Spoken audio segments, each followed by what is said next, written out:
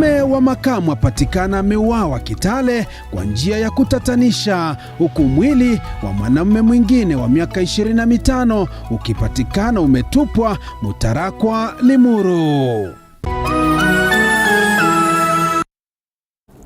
Naam, karibu sasa mtazamaji, tukupe taarifa hizi kwa kina zaidi. Mtafsiri kwenye meza ya utafsiri ni Ann Wairimo, wa kwetu ananiita Joashon Sare. Taarifa ya kwanza ni kwamba maafisa wa polisi katika kaunti ya Trans Nzoia wameanzisha uchunguzi kufuatia kisa cha mauaji ambapo jamaa mwenye umri wa makamu alipatikana ameuawa na watu wasiojulikana katika mtaa wa mabanda wa Tuan, viungani mwa mji wa Kitale, huku kisa sawia kikiripotiwa eneo la Mutarakwa, Limuru, kaunti ya Kiambu. Mwanahabari wetu Boniface Barasa na mkusanyiko wa taarifa hizo. Ni katika eneo la Matecha, mtaa wa mabanda wa Tuani, viungani mwa mji wa Kitale, ambapo wenyeji wamefikwa na msiba wa kuondokewa na jamaa yao kwa njia ya kikatili. Jamaa na marafiki wakisalia kutazama eneo la mkasa palipotapakaa damu, ishara tosha mwenda zake alivuja damu kwa wingi kabla ya kukata kamba na kuipiga kisogo dunia yenye mapito. Kuamka asubuhi na ananiambia Totuka amekufa. Nikakuja nikaenda kuripoti kwa Jose, wameua Totuka kwa mlango yangu. Nikakuja nikapata amekufa. Na niliwacha kama tunaongea na yeye. Alikatwa kwa mdomo na damu ilikuwa kwa nguo. Tumeamka asubuhi nasikia ndugu yetu ameuawa. Anaitwa Totuka. Na maochman hadi wanasema kuna wenye walikuja wakamvamia kwa mlango wa Manyalego.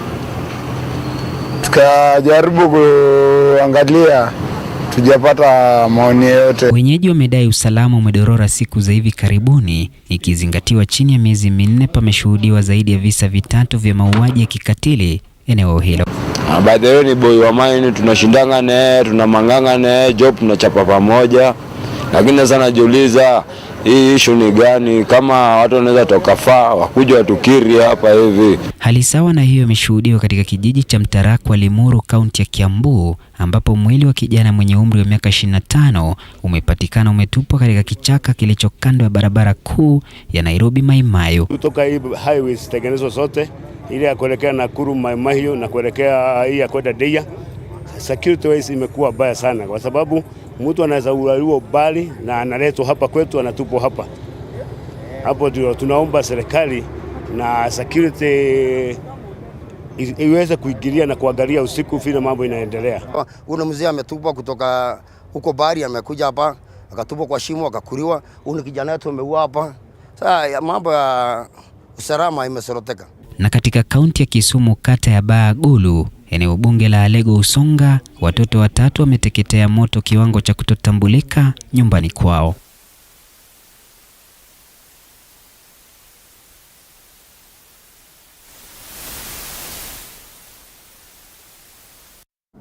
Na mtazamaji, tusonge mbele na taarifa zaidi, na ni kwamba Rais Uhuru Kenyatta amewataka wanasiasa kutoeneza siasa za chuki kupitia mirengo kwa kile kilichoonekana kama shambulio la siasa za hasla na dynasty zinazoenezwa na mrengo wa naibu rais William Ruto. Rais alikuwa katika ziara ya kuzindua hospitali mpya katika mitaa ya mabanda ya Kayole na Dandora, na vilevile kuweza kuonya kuwa siasa za mirengo inaogawanya huenda zikachangia vurugu mbele ya uchaguzi mkuu wa mwaka ujao. David Mudhoka na maelezo zaidi.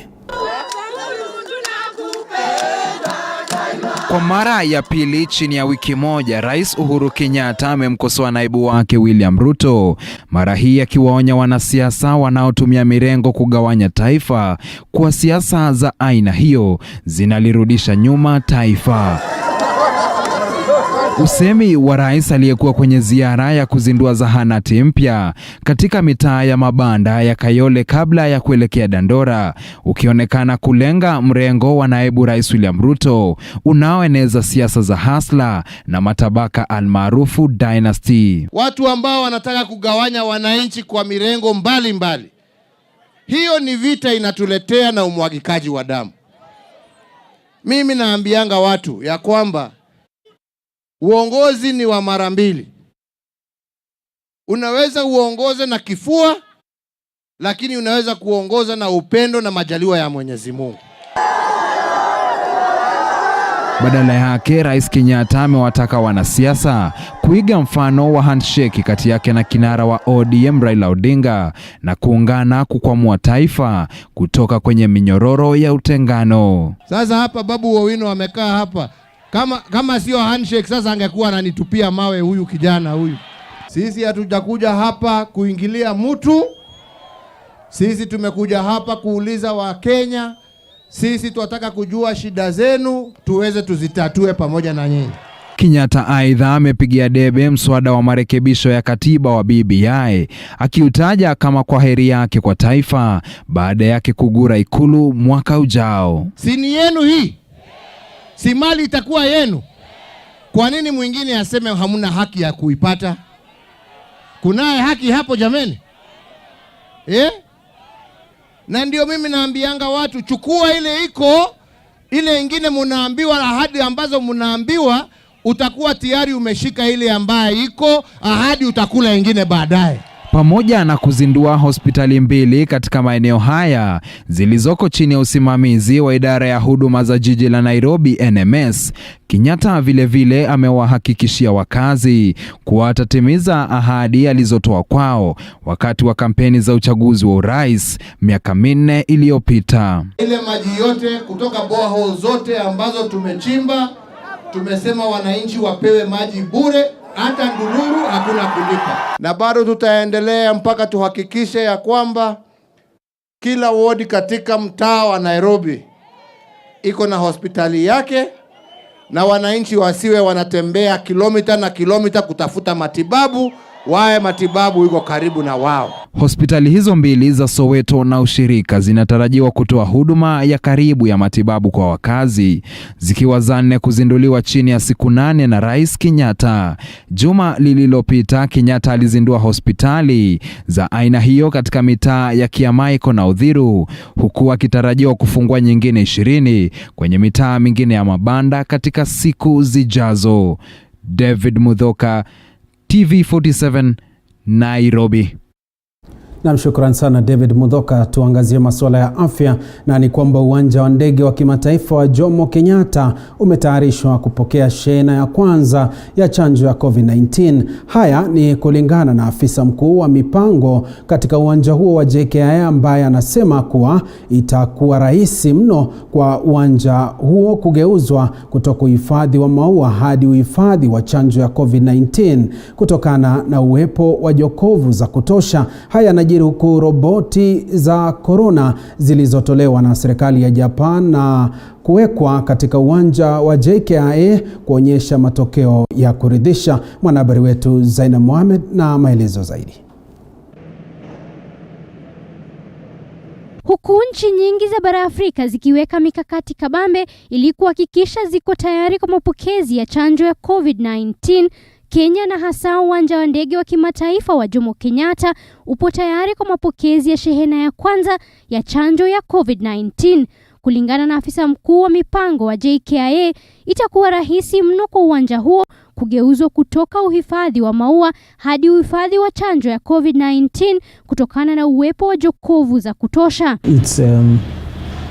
It has the biggest capacity within the East Africa region, even including South Africa, because of the nature of our trade. We send in a lot of horticulture to Europe. Those horticulture facilities are refrigerated facilities. They can fresh produce, yes. So it is easy to convert and use for an emergency if there was a requirement. Aidha, afisa huyo anasema kuwa licha jokovu hizo kuhitaji ukarabati ili kukimu udogo wa chanjo hizo, jokovu hizo zitaweza kuzihifadhi katika ubaridi wa sentigredi chini ya 30. Because the farmer place we have now is needed a bit small for the vaccines. When we designed this, we didn't have in mind that an epidemic like COVID would be there and the number of vaccines will come. Haya yanajiri huku roboti za corona zilizotolewa na serikali ya Japan na kuwekwa katika uwanja wa ndege wa JKIA zikionyesha matokeo ya kuridhisha katika vita dhidi ya janga la COVID-19. Kulingana na meneja wa operesheni katika uwanja huo, Simon Peter Njoroge, jasiri mojawapo wa roboti hizo hunyunyizia uwanja huo kemikali ya kupambana na virusi vya corona, huku ikiwakagua abiria 100 kwa kila dakika moja. Serious role in this airport is to enhance the safety of international travel. And by that I mean its ability to, one, take temperature, its ability to sanitize the environment around it, and more importantly for us and for the entire country is the fact that it relays confidence in the safety of air travel. Aidha, kulingana na baadhi ya abiria katika uwanja huo, uwepo wa roboti hiyo umechangia pakubwa katika kupunguza muda wanaotumia kuingia na kutoka nchini. System help us to save our time, and as you have seen, there was a long queue, but because you have a system which can take more than 100 people, the temperature at the same time, that can help. It will help the service in this area. That is good. It will be fast. Zainab Mohamed, TV47. Na mtazamaji, sijui maoni yako ni yepi kuhusu chanjo ya corona ambayo inatarajiwa kuwasili humu nchini wakati wowote. Tuma kwa 22047, ingia kwenye Facebook TV47 Kenya, tutasoma maoni yako kadri tunavyozidi kusonga mbele. Tuelekee kule Siaya. Ni kwamba mgomo wa wahudumu wa afya kaunti ya Siaya umetamatika leo, na hii ni baada ya serikali ya kaunti hiyo kutia saini ya makubaliano ya wahudumu hao baada ya mafanikio, kulingana na katibu wa kaunti hiyo Joseph Ogutu, ambaye amesema kuwa serikali imejitahidi vilivyo kuhakikisha kuwa wakazi wanapata huduma bora za afya. Isitoshe, katibu mkuu wa muungano wa wauguzi tawi la Siaya, Sylvester Ngada, alipongeza serikali ya kaunti na kuahidi kurejea kazini. Miongoni mwa matakwa yao yalikuwa kulipwa kwa marupurupu yao na kupandishwa vyeo. Mgomo huo umekuwepo kuanzia tarehe 7 Disemba mwaka uliopita. We would like to report that we have agreed with the union officials, and we have addressed the issues of concern to a large extent, and today we are here to confirm that following the agreement which has been signed between us and the union, all the members of the Kenya National Union of Nurses who are participating in the strike will henceforth resume duty with immediate effect, and we are happy for this development. We thank the union officials for being steadfast and ready to negotiate with us. We also appreciate the support and also the goodwill we have received from the executive department towards coming to to a solution of the same. We agreed that all our members are going back to work within 24 hours. Currently, my team is out there doing their survey so that they get the real picture on the ground, because we've already urged our members to report back to work. Otherwise, the county has been proactive, and we'll request other counties that are still having a hard stance with their members of the union to initiate such dialogue, so that for the interest of the health of the common mwananchi, people can resume work and other things can be sorted as we are continuing with our work.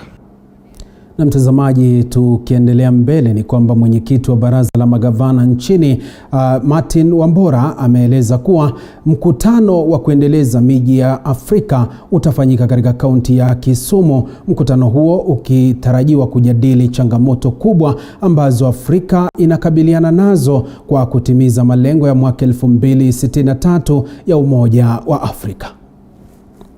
We are here to brief you on the upcoming 9th edition of AfriCities, to give you an update on the preparation toward that conference. I will ask Governor Anyang' Nyong'o of Kisumu County, who is the host of the 9th edition of AfriCities, to make brief remarks. The summit is already creating a legacy, going by the updates that are going to be given today. Secondly, it's important to know that Kisumu will be the very first intermediary city to hold the Afri-Cities Convention, this being the 9th edition on the theme Intermediate Cities of the Future, Urbanization, and developing sustainable and resilient cities in line with the special development goals. As a country, we are preparing ourselves to receive our guests from Kenya and East Africa and Africa as a whole and internationally to this important convention. Been told by my colleagues, it's the first time this event is going to be held in an intermediary city. It is an event that brings together all cities of Africa, local authorities, and normally it's been held in capital cities of different African countries. For Kenya, we have been very privileged. Na mtazamaji, ni mkutano huo wa kuendeleza miji ambao unafanyika katika eneo la Kisumu siku za hivi punde. Mtazamaji, kufikia hapo tunachukua mapumziko mafupi. Tukirejea tutakuwa tunasoma jumbe zako, naona ziko nyingi sana hapa, na hivyo basi zidi kuganda na TV47 kwa habari zaidi.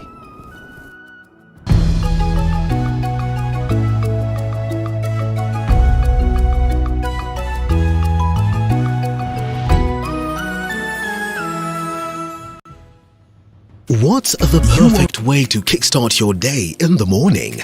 Well, apart from having a healthy breakfast, the morning cafe is all you need. We will inform you on what's happening on the roads, dive deeper into the newspapers, alongside heated political debates. Examples. Yes, we are using examples. Is America here to defend itself? Did you know that your greatest wealth is health? We get down into farming, education matters, business and innovation. And yes, we cannot forget family matters. These people want encouragement. With some good Friday vibes. When the deal is done. The Morning Cafe with Linda Alela, Monday to Friday from 6 a.m. to 9 a.m. only on TV47. What's the perfect way to kickstart your day in the morning? Well, apart from having a healthy breakfast, the Morning Cafe is all you need. We will inform you on what's happening on the roads, dive deeper into the newspapers, alongside heated political debates. Examples. Yes, we are using examples. Is America here to defend itself?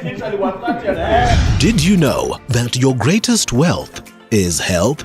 We get down into farming, education matters, business and innovation. And yes, we cannot forget family matters. What's the perfect way to kickstart your day in the morning? Well, apart from having a healthy breakfast, the Morning Cafe is all you need. We will inform you on what's happening on the roads, dive deeper into the newspapers, alongside heated political debates. Examples. Yes, we are using examples. Is America here to defend itself? Did you know that your greatest wealth is health? We get down into farming, education matters, business and innovation. And yes, we cannot forget family matters. These people want encouragement. With some good Friday vibes. When the deal is done. The Morning Cafe with Linda Alela, Monday to Friday from 6 a.m. to 9 a.m. only on TV47. What's the perfect way to kickstart your day in the morning?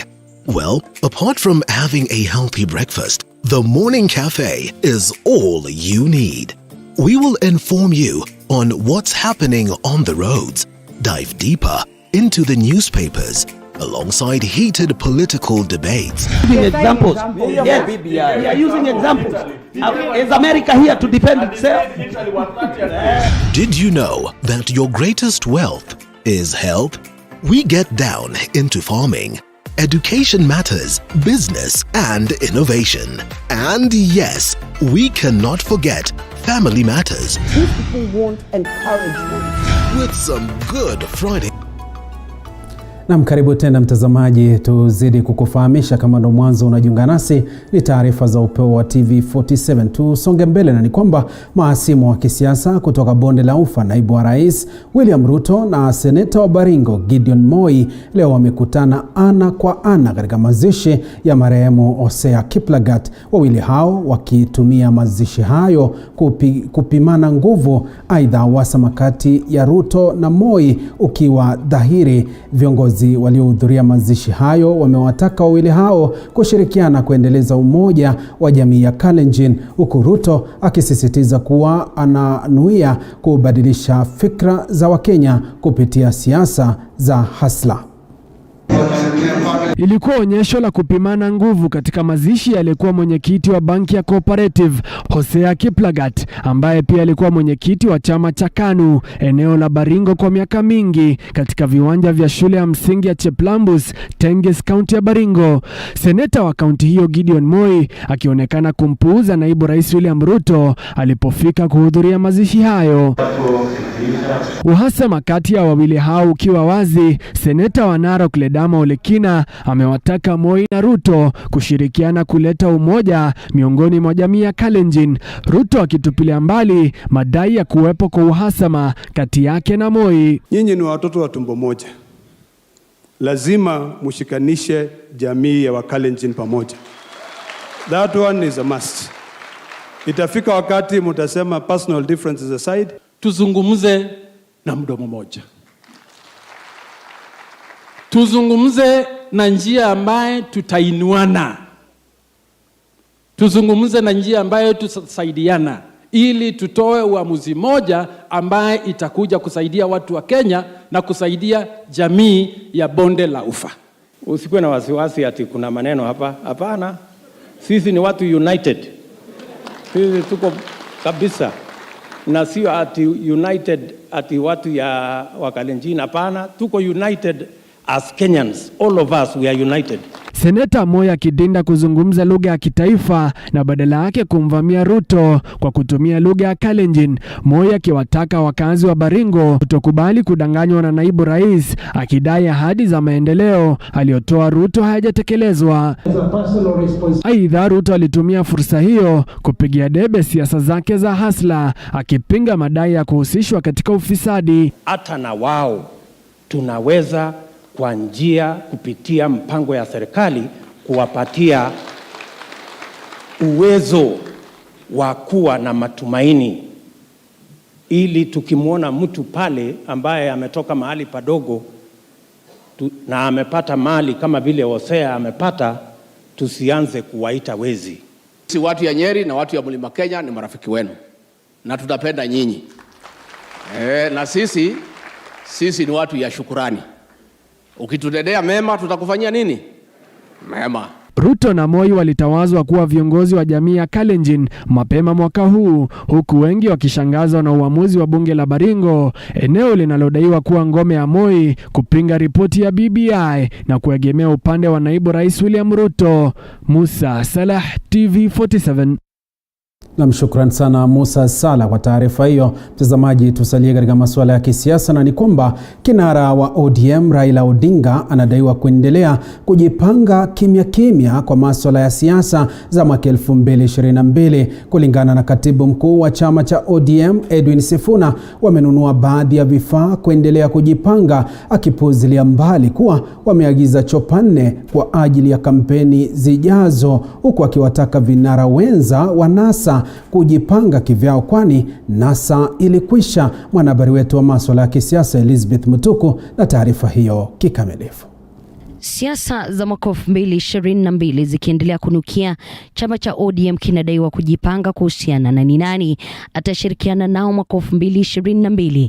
Hiyo jana kinara wa ODM Raila Odinga akikutana na aliyekuwa katibu mkuu katika masuala ya biashara Umoja wa Mataifa Mukisa Kitui, sawa na gavana wa Makueni Kivutha Kibwana, katibu mkuu wa ODM Edwin Sifuna akipuzilia mbali uwezekano wa muungano baina yao. Hayo yakijiri, vinara wa NASA Kalonzo Musyoka, Moses Wetangula, Musalia Mudavadi na Gideon Moi wakidaiwa kuungana kwa ajili ya mwaka 2022, huku wakimtaka kinara wa ODM Raila Odinga kuachia uongozi huo wa mwaka huo. Naona je, mzee wetu alikuwa amekubali kwamba atafyatua risasi alafu apeane nafasi Kalonzo naye afyatue yake, Musalia afyatue yake, Weta afyatue yake. Musalia has invested 10 political years in him. Kalonzo has invested 10 political years in him. Kati ya sisi watatu tumeinvest in our brother Raila 30 political years. Is why they are behaving like Lot's wife. When you leave, you don't look behind. They will turn into pillars of salt. Because all the time, instead of telling the country what they have for what plans they have for the country, they are always talking about ODM and, Raila should leave it to us. I want to be categorical here. That first of all, Raila does not owe this gentleman any debt. And in fact, if there is a debt that is owed, for instance, to the Mulembe Nation, the best person to claim that debt for us is Oparanya, who has been with Raila constantly from 2002. Aidha, Sifuna kipuzilia mbali kuwa chama cha ODM kimeagiza ndege 4 aina ya chopa kwa ajili ya kujipanga katika uchaguzi huo, akisema kuwa chama hicho hakina uwezo wa kifedha kwa namna hiyo. Do not have the capacity as ODM to procure helicopters. Those ones we leave for these friends of ours who have been looting all over the place, and they have multiple choppers. I can see a scheme where they are trying to liken us to those characters who have stolen money and are buying choppers left, right and center. Vile ODM inadaiwa kuagiza mtambo wa mawasiliano maarufu PS system wa shilingi milioni 5, ambao chama hicho kinasema sio hoja kubwa, kwani wanahitaji kuwasiliana katika mikutano ya hadhara. A political party acquires a public address system. We are in the business of addressing people. We need the equipment that will allow us to address people. So as far as I know, the party has only procured a public address system. Elizabeth Mutuku, TV 47 Nairobi. Namshukran sana Elizabeth Mutuku kwa taarifa hiyo. Mtazamaji, tusonge mbele. Utovu wa nidhamu miongoni mwa Kenya umetajwa kama chanzo kikuu cha visa vya ufisadi nchini. Haya ni kwa mujibu wa mkurugenzi mkuu wa tume ya kukabiliana na ufisadi nchini, Twalib Mbarak, aliyezungumza Naivasha leo. Willy Dennis Njiru na ukamilifu wa taarifa hiyo kutoka Naivasha. Ufisadi unapoendelea kukithiri nchini, ukosefu wa nidhamu umetajwa kama chanzo cha visa hivyo kuongezeka nchini. If we are not taking care of our children properly, just because we are busy pursuing our careers, we are busy pursuing on how we will become rich, we are just messing up the country, because we'll end up chucking children when they grow up as very irresponsible. Vituo mbalimbali vya umma vimetajwa kuhusika pakubwa na visa vya ufisadi, japo mwananchi ndiye wakulaumiwa pakubwa. Twaib akivitaja visa hivyo kwenye shughuli ya kuwapokea makurutu kwenye kikosi. For those of us who joined the military 35 years ago, we didn't have a problem of people coming with fake certificates or forged documents. But today it's a common problem that when the military, the police and other public organizations are recruiting staff, one of the biggest obstacles they face is they come across a lot of prospective applicants who have got forged or non-authentic documents. Mitambo ya kisasa kwenye afisi za serikali ikiwemo za uhamiaji na NTSA zimesaidia pakubwa kufaulu kudhibiti visa vya ufisadi, jambo linalopunguza kuingiliana na afisi hizo moja kwa moja. One of the best way of fighting corruption in the public service is the automation of the services. And we have seen it with certain institutions. Wafichuzi wa sakata za ufisadi na mikakati katika idara tofauti zikiwa ishara tosha katika vita hivi miongoni mwa jamii. It has been noted that most of these institutions that are very close to the public are usually perceived to be very, very corrupt. But when we look at it critically, we see a hand of the public itself, which is the main complainant about corruption, being the main player in actually encouraging corruption in those organizations. Nikiripotia runinga ya TV 47 kutoka mjini Naivasha kwenye kaunti ya Nakuru, mie ni Willy Dennis Njiru. Na mtazamaji, kwingineko ni kwamba zaidi ya wanakandarasi 40 kutoka kaunti ya Kiambu wa kuweka taa za kumulika usiku wanalalamikia kile wanasema ni kutolipwa pesa zao zaidi ya shilingi milioni 400 na serikali ya kaunti ya Kiambu kutoka mwaka wa 2017, wengi wakielezea masaibu waliokumbana nayo ya kulipa mikopo ya benki na wengine kunadiwa na kusema gavana wa Kiambu James Nyoro amewapa kisogo. Werumwangi na taarifa hiyo. Wanakandarasi zaidi ya 40 waliopewa kandarasi za kuweka taa za kumulika usiku maeneo mbalimbali ya kaunti ya Kiambu wanalalamikia kile wanasema ni kutolipwa pesa zao zaidi ya shilingi milioni 400 na serikali ya gavana James Nyoro. The county government of Kiambu owes the contractors over 400 million Kenya shillings.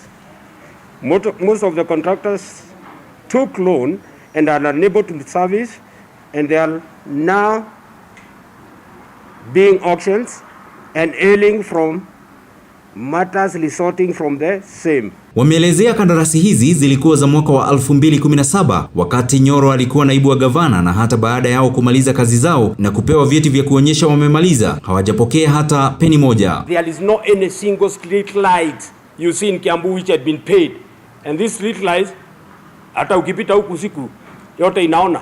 Wanaelezea kuwa wengi wao walikuwa wamechukua mikopo kuweka taa hizi, na sasa wengi wamepokezwa barua za kunadiwa na baadhi yao kupatwa na maradhi kama vile shinikizo la damu. Sisi wote hapa tuko na notice ya auction.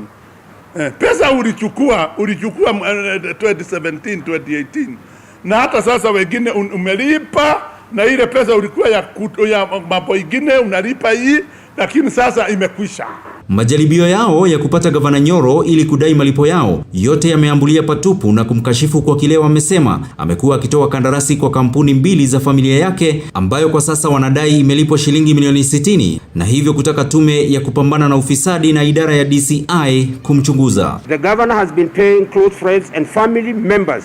Recently he paid Site General and Lengo General contractors which are owned by a close friend and a family member of Nyoro, and he paid up to 60 million to the above 2 companies. We are talking of recently. Hata hivyo, wanakandarasi hawa wametoa makataa ya siku 14 wawe wamelipwa pesa zao, la sivyo wamchukulie gavana Nyoro hatua za sheria. Jaribio letu la kupata jawabu kutoka kwa gavana Nyoro kwa njia ya simu na jumbe fupi zote ziliambulia patupu. We have instructed our lawyer to write to the Treasury and Minister of Devolution to stop any disbursement of money to the Kiambu County government if we do not get official communication within 14 days. Nikiripotia runinga ya TV 47 kutoka kaunti ya Kiambu, jina langu ni Werumwangi.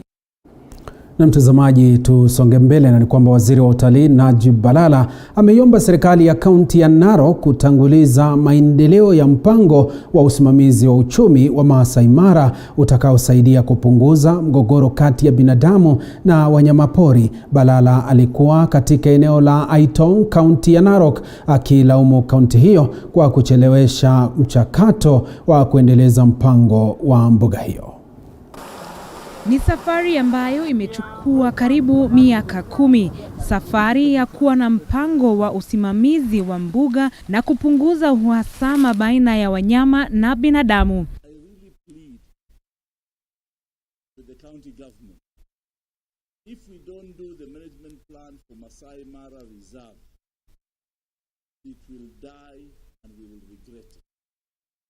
Balala aliyezungumza Maji tuye radhi kwa mushkili wa sauti wa taarifa hiyo, taarifa ambayo tutakupa katika muda usiokuwa mrefu. Zidi kuwasiliana nasi kwenye 2247, ingia kwenye Facebook Live ambapo unatupata ni TV47 Kenya. Vile vile ingia pale kwenye Twitter @TV47KE, na vile vile uweze kuzungumza nasi kupitia ujumbe mfupi ambao ni 22047 ili tuzidi kukufahamisha mengi zaidi. Nikipitia jumbe zako 2 hapa anasema anaitwa Molo Titus, anasema Mtwapa na wakilisha, asante sana. Mwingine anaitwa Gabriel Simio anasema Kanduyi Bungoma inatazama kazi kuntu. Mwingine hapa anasema tuko pamoja, niko Hurlingham Nairobi. Mwingine hapa anasema kwamba anaitwa Sikuku anasema we are supporting the BBI report. Maoni yake hayo. Mtazamaji, nikupe taarifa zaidi ni kwamba Baraza la Kitaifa la Vijana katika Wizara ya Habari, Mawasiliano na Teknolojia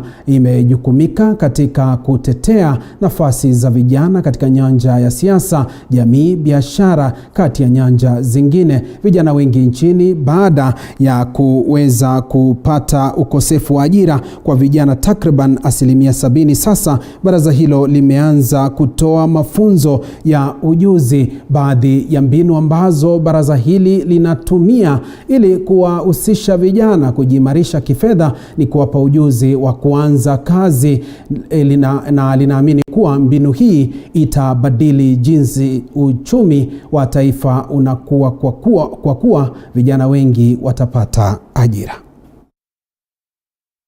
Today we are happy and excited as National Youth Council to partner with Kenya Airways, with the leadership of Alan, to give opportunities for our young people as we launch the Accelerate program. This is a program that actually provides opportunity for the young people to co-create solutions. And we are looking at bridging the gap between the tertiary institutions and the marketplace. And this is to offer young people the experiential skills that will actually make them better in co-creating, in accessing the marketplace, and also accessing the technical skills. We are saying that we want to support the youth. We want to equip them with skills. We want them to give them opportunities on the one hand.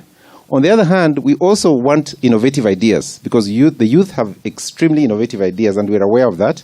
And also they are modern, and they have a different way of thinking. So we want to tap into that. So do the two things. And at the same time also, we also want to use resources responsibly. How can we involve and allow young people to participate in all the aspects of the national development? So be it economic, be it political, be it policy input. We give young people a platform where they're able to contribute, help co-create solutions to the problems and challenges that affect the country. Na mtazamaji, tusonge mbele na taarifa zaidi, na ni kwamba mgombezi wa kiti cha ubunge katika chama cha UDA katika uchaguzi mdogo wa eneo bunge la Kabuchai, Evans Kakai, amesema kwamba uchaguzi huo utafanyika kwa njia ya uwazi endapo tume ya IBC itatekeleza uchaguzi huo ipasavyo. Kakai kwa upande mwingine anahofia kuwa huenda kubadilishwa kwa maafisa wakuu wa polisi katika vituo vikuu vya eneo bunge hilo wakasababisha udanganyifu wa uchaguzi kama hapo awali, akisema maafisa hao wapya wanastahili kutekeleza majukumu yao vyema na kudumisha amani. Mtuelimishe jua ikiwaka na kila mtu ajue. Lakini kama mnaenda kufanya ukarabati katika register, ndio muingize majina yenye haistahili ili muende tena mkandamize watu wa Kabuchai. Tunaomba kwa heshima kwamba muachane na watu wa Kabuchai mara hii, wachague mtu anayempenda, lakini msitumiwe kama chombo cha kuleta mtu ambayo amepitia mlango wa nyuma. Tuna habari ya kwamba huko Chwele OCBD ameweza kupewa transfer, na tunasikia kwamba kuna yule wamependekeza aletwe. Kuna OCS wawili, OCS wa kwanza wa Chwele pia amepewa transfer, na OCS wa Nalondo pia amepewa transfer. Na tunataka kusema ya kwamba kama hilo ni jaribio la kutaka kufanya vile kuwa wanafanya wakati ule mwingine, tunasema mara hii tutatembea na wao na tutahakikisha ya kwamba kura hazitatumiwa kama vile huwa wanafanya wakitumia mapolisi. Na mimi na Mheshimiwa Uhuru Kenyatta na Mheshimiwa William Ruto wote tumekuwa katika Jubilee. Hata yule mtu ameweka hiyo site nyingine ni mtu wa Jubilee. Maji tusonge mbele na ni kwamba kamati ya bunge la kitaifa inayosimamia bajeti ikiongozwa na mwenyekiti wake Kanini Kega inatarajiwa kukutana na waziri wa fedha Ukur Yatani hapo kesho pamoja na wawakilishi kutoka Benki Kuu ya Kenya na wadau wengine kujadili uendeshaji wa bajeti ya mwaka 2020-2021 na matayarisho ya bajeti ya mwaka 2021-2022. Moja ya masuala muhimu ambayo kamati hiyo imeshinikiza ni kutolewa kwa fedha za CDF, wakidai kwamba bado wabunge hawajapata pesa kamili. The ministries of MDS that have been getting the qualified report disclaimer and who have not utilized their resources properly, I can assure you they will not get what they will be asking for, because we have to reward the ministries and MDS who are prudently using public resources, and we also have to punish the ministries and MDS which are not using public resources properly. There's no question about it. For you to manage debt level and to manage budget deficit, you need to manage expenditure, and you cannot manage expenditure if various departmental committees approve higher expenditures in those committees. The departmental committees working together, supporting the budget committee and getting to mainstream this budget, which, as you know, also captures the whole issue of the Jubilee agenda for 2017 to 2022 when the Big Four. Contrary to what you hear about some people saying Big Four has been suspended in favor of BBI. But by and large, I think the issues the members have expressed in terms of delays in the disbursement of funds, of CDF funds and all that, and we hope Treasury will have a candid discussion tomorrow, because yes, we appreciate there's no funding or the cash is not as available as it should be, but still there's commitments that have been made and we members want to support. Na mtazamaji, tukizidi kusonga mbele na taarifa zaidi, tuangazie taarifa iliyo hapa, na ni kwamba hujafa hujaumbika, ndivyo walivyosema wahenga. Maumbile yanaweza kubadilika wakati wowote ule kutokana na ajali ama ugonjwa, kama anavyotusimulia Lolani Kalu kuhusu Naomi Kalema ambaye amelemazwa na ugonjwa wa rheumatoid arthritis huko Buxton, Mombasa tangu miaka 20 iliyopita. Mtaa wa Buxton ni moja ya mitaa ya zamani zaidi mjini Mombasa. Ni mtaa ulio na nyumba nyingi za zamani zikiishi wafanyikazi wa baraza la manispaa la Mombasa, kisha baadaye zikaanza kukodishwa na watu wengine kwa gharama nafuu. Wengi walijipata katika mtaa huu katika nyumba zilizokuwa zikiishi wazazi wao, kama huyu Naomi Kalema ambaye amepata ushujaa kwa kulemaa kutokana na ugonjwa wa arthritis kwa miaka 23 sasa. Wakati nikiwa skuli ya primary, ya sekondari, nilikuwa niko sawa. In fact, I was active, I used to run long races. I was just okay. Hata sikuwahi pata shida yote, hata sijui ya joints kuumwa. It has never happened. Then nikiwa kule utalii mwaka wa 97 nikaanza kusikia maumivu kwa goti, hili goti la kulia. Huo tuseme ni kama clinical officer, tuwezi sema ni doctor pase. So akaniambia, for the past 3 months tumekuwa tukikupatia painkillers, we have to check tujue shida inatokezea wapi. So akaamua lazima niende nikafanywe test. Nikaenda nje ya college nilipelekwa, I can't remember the hospital, sijui ni Aga Khan ama ni Mpisha, sikumbuki vizuri, Nairobi. So nikaenda nikafanywa test. After test nikaregeshwa college, maana ulikuwa unapatiwa paka transport wanakuregesha. Then after kama siku 2-3 nikaitwa sasa niende. Nilivyoenda sasa huyo daktari akaniambia, akafungua hiyo bahasha mbele yangu nikiona, akasoma, akaniambia test zako za damu zimeonyesha uko na rheumatoid arthritis. Mbio alizokuwa akikimbia tangu akiwa shule ya chekechea katika mtaa huu wa Buxton haziwezi tena. Amelemazwa na ugonjwa huu wa kukauka kwa mishipa na kusuguana kwa mifupa, ambao watu wengi hufikiria kwamba ni ugonjwa unaowashika wazee tu. ugonjwa uliomwandama akiwa na umri wa miaka 20 baada ya kumaliza masomo yake ya taaluma ya huduma za utalii na mahoteli na kupata kazi yake ya kwanza katika hoteli moja ya kifahari huku Pwani. Kaondokewa duniani na mamake alipokuwa akiuguzwa hapa nyumbani, na babake ambaye ni mstaafu karudi mashambani, na ndugu zake walikwenda kuadamia maisha kwengineko. So nikasema wacha niende nikaongeze ujuzi. Though nilikuwa niko na daktari, at least yuangalia health yangu, madawa nilikuwa nafatizia, nile kazi aliniambia lazima nipunguze. So akatibiwa, akaikwa hiyo plaster of Paris hiyo nzito. So usiujue kishaikwa hiyo amboka ukae nyumbani kwa miezi miwili, kama utarudi kwa check up. So akakuja tukaketi na yeye kwa nyumba. Alipofika tu hivi daktari kuja mlangoni akasema ashaaga. So it was a big blow to me kwa sababu yeye ndiye alikuwa amejitolea, akasema atanisimamia hiyo mambo hiyo college yenye nataka kwenda kufanya. Amebaki na Mungu wake tu na huyu mhudumu ambaye humsaidia kwa masuhula yake yote pamoja na kumpa chakula na dawa. Hana tena pesa za kumlipa huyu daktari ambaye sasa hujitolea kuja hapa nyumbani kumkanda. Wahisani waliokuwa wakimlipa nao wamezidiwa na athari za corona. Wajua mimi sifanyi kazi. Sasa niko na mahitaji ya chakula, ndugu yangu ndo ananilipia hii nyumba. Sasa kuna mambo ya doctor's appointments yenye huwa nafaa kuenda depending on na vile ameniona. Alafu kuna madawa ambayo nameza kila siku, mara 3 kwa siku. Huyo daktari wangu anasema chenye kinafaa kufanywa sasa ni hip replacement ya hips zote mbili. Marafiki zangu waliungana wakafungua group ya kuchanga pesa za huyo daktari wa mazoezi. Lakini kwa sababu hii mambo ya COVID wamerudi nyuma. Sasa hii tuko na kama mwezi mmoja kuna kama mwezi mmoja anadai. Kama pesa ngapi?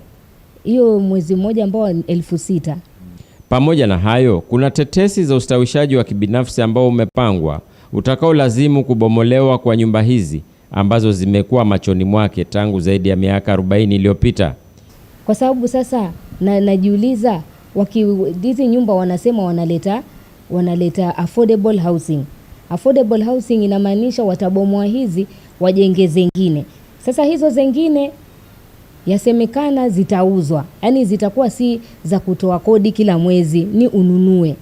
Na mimi sasa hata hiyo kununua hata sijui nitaanzia wapi, kwa sababu nyumba kama itakuwa ni 1,200,000, 1,300,000 nitanunua nani? Hii tayari penye tuko, kwa sababu at least iko affordable, ndugu yangu anaweza kunilipia. Sasa hii hata nikisema natoka hapa naenda kwa nyumba ya bedroom moja ni huko nje ni karibu 10,000. 10,000, 15,000 zitatoka wapi? Inanisikitisha sana. Sijui nitaenda wapi. Hilo la kukosa wafadhili wa kumpeleka India kwa matibabu yatakaomwezesha kutembea tena, na hili la kusambaratishwa kwa mtaa wa Buxton vinamkosesha usingizi. Anawaza akiwazua, je, huduma hii ya kwanza ya uchungu na kilio wakati akikandwa, jambo ambalo humletea afueni japo kidogo, atakwenda kuifanyiwa wapi ya japo hayo ya kuhamishwa?